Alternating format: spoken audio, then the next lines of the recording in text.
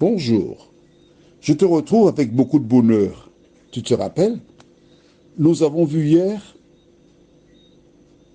Josué qui vit un homme armé venir vers lui et qui se présenta comme étant le chef de l'armée de l'Éternel. Tu te rappelles? Cet homme ne flottait pas, il marchait. Et il intima l'ordre à Josué d'enlever ses chaussures car la terre sur laquelle il se trouvait était une terre sainte. La même expérience pour Moïse. Nous savons que pour Moïse, c'est Dieu, et là, c'est le chef de l'armée. De qui s'agit-il? Nous le découvrirons dans un instant en lisant Apocalypse 12, versets 7 à 9. Mais pour l'heure, prions. Seigneur, nous te bénissons, nous te louerons, nous t'exaltons, car tu fais de grandes choses pour tes enfants.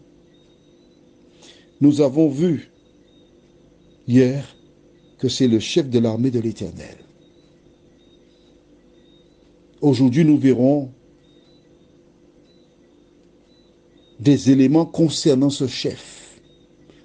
Que le Saint-Esprit continue de nous éclairer au nom de Jésus et pour ta gloire éternelle. Amen. Je voudrais t'expliquer le pourquoi du comment. Rappelle-toi bien. C'est en lisant dans le livre de Jean, chapitre 8, où Jésus déclara à ses auditeurs, « Avant qu'Abraham fût, je suis. » Et ces personnes prirent des pierres pour le lapider. Pourquoi? Parce que c'est une appellation qui désigne Dieu. De manière claire et précise, Jésus a dit qu'il est Dieu. Du reste, dans le livre de Ésaïe, chapitre 9, au verset 5, il était dit, « Car un enfant nous est donné, on l'appellera admirable, conseiller, Dieu puissant, Père éternel. » Tu te rappelles? C'est seulement lorsque tu lis la Bible que tu la comprends. Maintenant, nous sommes allés dans Exode chapitre 3, où Dieu s'est adressé à Moïse. Et c'est lui qui pose la question, mais quel est ton nom? Comment tu t'appelles? Tu me connais, tu m'as appelé Moïse, mais toi, tu es qui? Et Dieu lui répondit que son nom c'est « Je suis ». Jusqu'à présent, vois-tu dans l'enseignement que nous avons une erreur, un mensonge?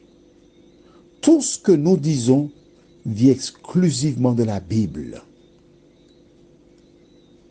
Et certainement, tu as décelé la vérité à travers les études que nous faisons. Tu es plus forte. On ne peut plus te tromper comme par le passé. Alors, s'il te plaît, je t'en supplie, lis la Bible. C'est tout à ton avantage. Quel intérêt ai-je? Sinon, l'amour que Dieu a mis dans mon cœur pour toi, afin que tu découvres la parole et la vérité. Lisons donc dans Apocalypse chapitre 12, les versets 7 à 9. Et il y eut guerre dans le ciel.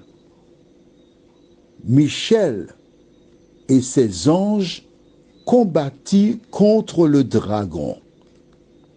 Et le dragon et ses anges combattirent. Mais ils ne furent pas les plus forts. Et leur place ne fut plus trouvée dans le ciel.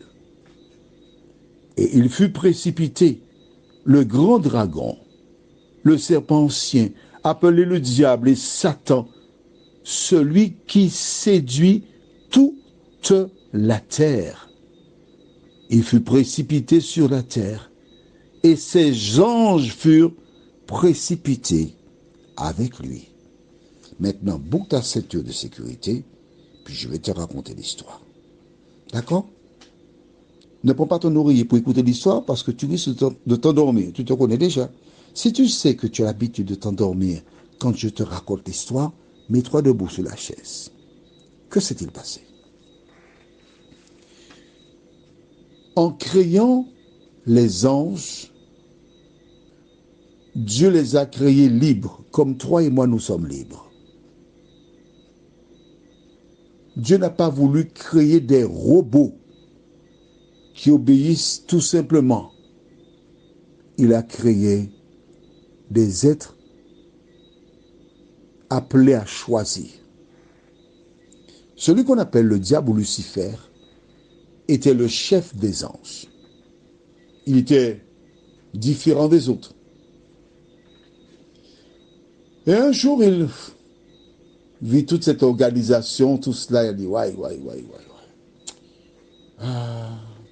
Je vais fomenter quelque chose contre Dieu. Il a commencé une campagne publicitaire, campagne électorale auprès des anges, en disant que Dieu est un despote, en dérivant Dieu comme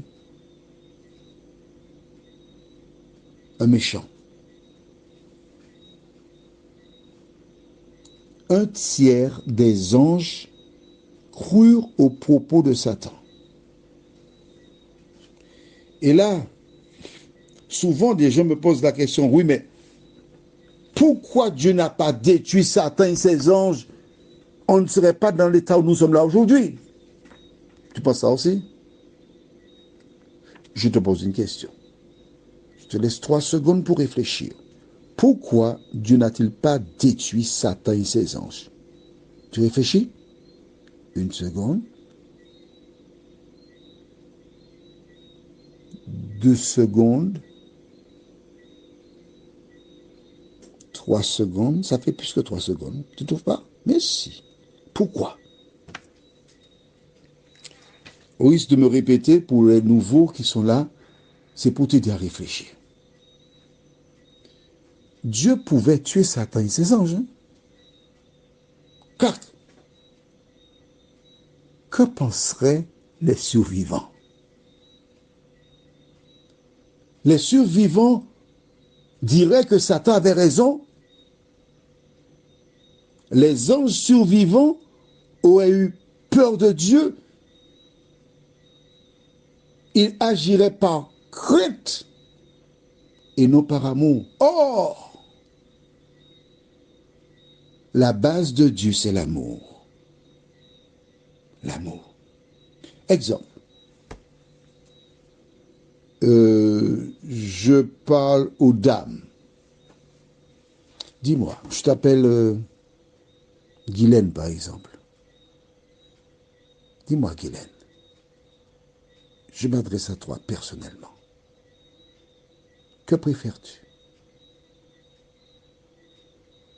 Un homme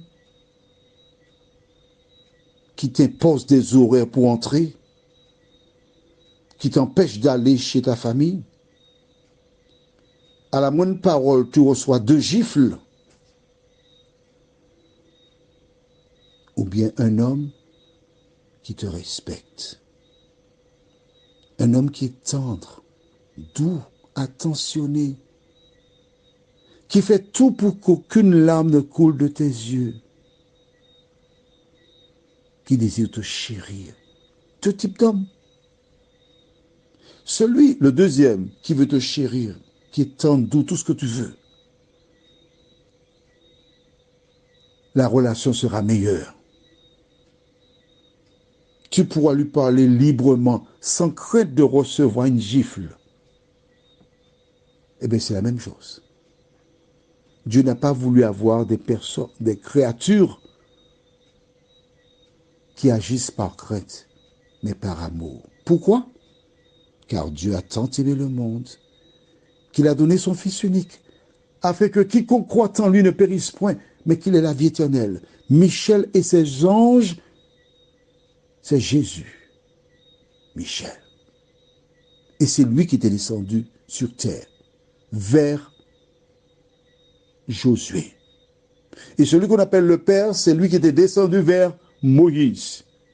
Même mission, même projet, le salut de l'homme. Prions.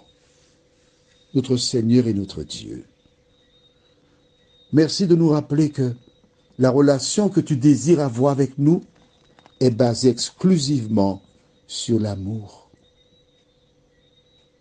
de nous aider, Seigneur, à ne pas écouter ces individus qui veulent nous faire croire que nous devons avoir peur de toi. Oh non. Seigneur, nous avons des enfants et nos enfants viennent vers nous naturellement. Ils n'ont pas peur de nous. Et c'est ce que tu désires pour tes enfants. Nous te remercions de nous entendre, car nous t'avons prié au nom de Jésus et pour ta gloire éternelle. Amen. Je te souhaite une bonne journée. Il me tarde de te retrouver demain matin si Dieu nous prête vie. Prends soin de toi et n'aie pas peur.